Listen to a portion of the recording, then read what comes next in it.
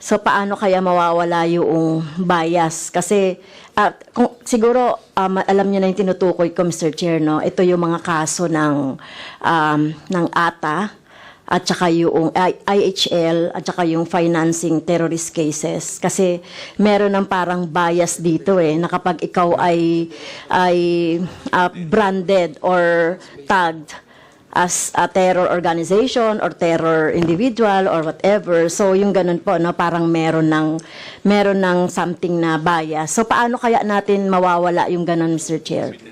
Ano ho yan marahil matagal nyo na hong ganyan na inyong nararamdaman.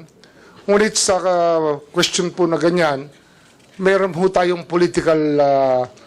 meron talagang political rivalry na nangyayari sa ating bansa. Ngunit ang mahalaga po sa lahat, ebidensya po ang basehan ng lahat ng aming pagkilos. Wala ho kaming bias dyan. Ang gusto ho namin, lahat po ay daanin sa ebidensya. At parehas po ang lahat.